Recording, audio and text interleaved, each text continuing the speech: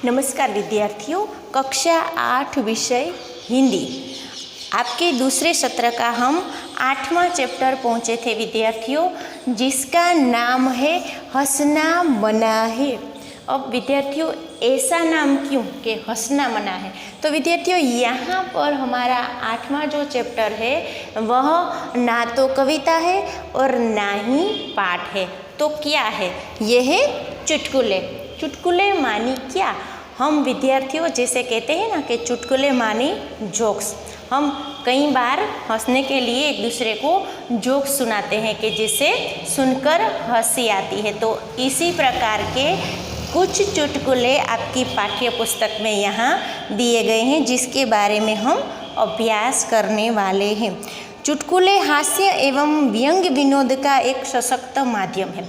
अब चुटकुले मानी क्या? चुटकुलों की ज़रूरत क्या होती है, उसकी अहमियत क्या है?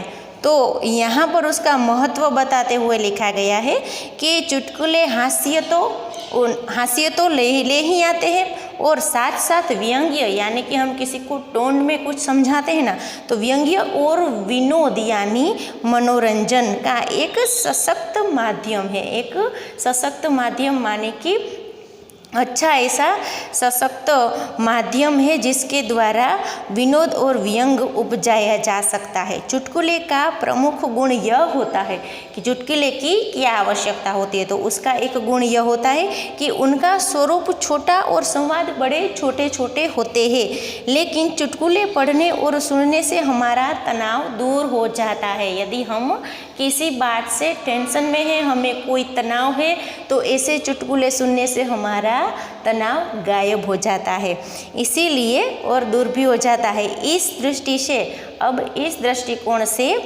चुटकुले तनाव दूर करने का एक सशक्त माध्यम है। हास्य और विनोद के साथ साथ ये हमें मनोरंजन भी देते हैं, हमारा तनाव दूर करते हैं और चुटकुले के माध्यम से हम ज़्यादा से ज़्यादा खुश रह सकते हैं।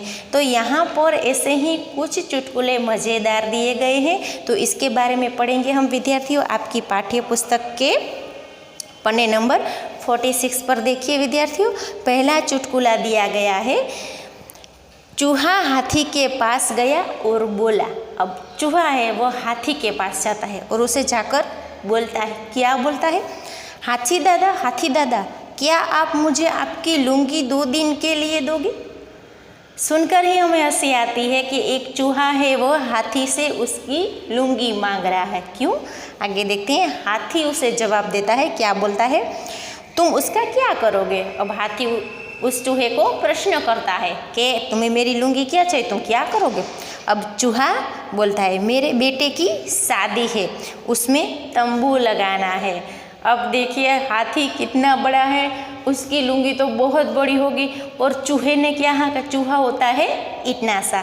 तो चूहे ने हाथी की लुंगी क्यों मांगी? क्योंकि हाथी विशालकाय प्राणी है, उसकी एक लुंगी का अगर तंबू गाड़ ले तो चूहे की तो पूरी चूहों की बारात उसके अंदर खड़ी हो सकती है। इसीलिए यह सुनकर विद्यार्थियों में हास्य आता है कि चूहे ने इस तंबू गाड़ने के लिए, और वह भी अपने बेटे की शादी के लिए, मानी कई सारे चूहे, अगर हाथी की लुंगी का तंबू लगाया जाए तो उसमें तो कई सारे चूहे आ ही जाएंगे। इसीलिए चूहे ने हाथी की लुंगी मांग रहा है यहाँ पर।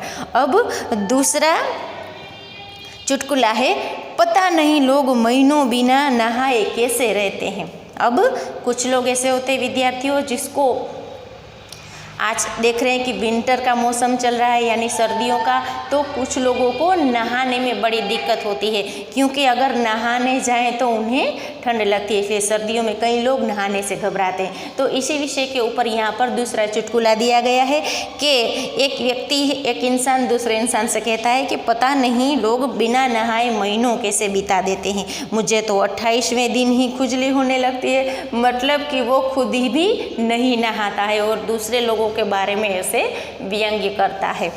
अब तीसरा चुटकुला विद्यार्थियों दिया गया है, एक ग्राहक और दुकानदार के बीच में बातचीत होती है। तो यहाँ पर ग्राहक कहता है, आपके पास टूथब्रश है? दुकानदार के पास वो टूथब्रश मांगता है। दुकानदार उसे बोलता है ब्रश नहीं है, पेस्ट है। अब वो बोला कि ब्रश नहीं है लेकिन पेस्ट है। ग्राहक अच्छा आपके पास पाउडर होगा, कहता है पाउडर है आपके पास। तो दुकानदार फिर उसे जवाब देता है पाउडर नहीं है, क्रीम है। पाउडर तो मेरे पास नहीं है लेकिन क्रीम है। ग्राहक बोला क्रीम नहीं चाहिए, टॉर्च मिलेगी। अब वो क्रीम तो नहीं चाहिए मुझे, ग्राहक बोलता है टॉर्च मिलेगी।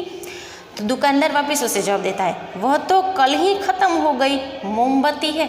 कहाँ, टॉर्च कल ख़त्म हो गई, मोमबत्ती है। ग्राहक कहता है खैर ताला तो होना ही चाहिए। अब वो कहता है कि आपके पास ताला तो होना ही चाहिए दुकान में। तब दुकानदार कहता है दूँ? वो कहता है कि हैं ताला चाहिए आपको, क्या दूँ मैं? ग्राहक कहता है जी नहीं, उसे अपनी दुकान पर लगाकर आप घर आराम कीजिए। अब जो कुछ भी मांगता है दुकानदार से ग्राहक, तो हर बार दुकानदार उसका उल्टा जवाब देते कि ये तो मेरे पास नहीं है, और लेकिन ये है। उसकी दुकान में कोई ढंग की चीज़ें हैं ही नहीं। इसीलिए ग्राहक उसे उस पर व्यंग करते हुए कहता है कि तो आपके पास ताला तो होगा, ऐसी दुकान का क्या मायना, तो आपके पास जो चीज़ें हैं ही नहीं तो फिर ताला तो होगा। तो ऐसा है कि उसे लगा दीजिए और आप घर चले जाइए, ऐसा कहता है। अब चौथा चुटकुला है, वहाँ पर देखिए एक व्यक्ति है जिसका नाम है चुन्नू, और वह कहता है जहाँ ज़्यादा बारिश होती है वहाँ क्या पाया जाता है। अब वो ऐसे प्रश्न करता है, तब सामने से वो उसे जवाब आता है कि जहाँ ज़्यादा बारिश होती है वहाँ पर क्या पाया जाता है। तो कहता है छाता। यहाँ भी उसे प्रश्न पर जवाब देता है कि छाता। अब ऐसा ही कुछ पांचवा चुटकुला है विद्यार्थियों। 3 दोस्त आपस में गपशप कर रहे थे। प्रश्न हुआ कि किसी दिन सोकर उठने पर हमको यह पता चले कि हम लखपति बन गए हैं तो हम क्या करेंगे। अब यहाँ पर 3 दोस्त बात कर रहे हैं कि किसी दिन हम सोए हुए हो और उठकर हमें ऐसा पता चलता है कि हम तो लखपति बन गए, हमारे पास लाखों रुपये आ गए, तो हम क्या करेंगे। एक ने कहा, उनमें से एक दोस्त बोलता है हम तो सीधे पेरिस जाएंगे और खूब मज़े करेंगे। पेरिस माने कि विदेश। वह कहता है कि हम पेरिस जाएंगे और वहाँ पर खूब मज़े करेंगे। दूसरे ने कहा मैं किसी लाभप्रद कारोबार में रुपया लगाऊंगा। लाभप्रद माने जिस कारोबार में, जिस बिजनेस में उसे फ़ायदा होता हो, ऐसे में मैं रुपया लगा दूंगा। तो तीसरा बोलता है मैं तो फिर सोने की कोशिश करूँगा और तब तक सोता रहूँगा जब तक करोड़पति ना बन जाऊँ। अब तीसरा क्या कहता है, उसे और भी लालच है कि उठने पर पता चल जाएगा कि लखपति है। तो तीसरे ने यह सोचा कि क्यों ना फिर से सोया जाए और तब तक सोते रहें जब तक कि ये ना पता चल जाए कि वह करोड़पति बन गया है। लखपति से तो अच्छा है कि करोड़पति बने। तो यहाँ तक के 5 चुटकुले विद्यार्थियों हमने आज के वीडियो में पढ़े, और इसके बाद के नेक्स्ट वीडियो में हम आगे भी कुछ चुटकुले अभी दिए गए हैं उनके बारे में अभ्यास करेंगे। धन्यवाद।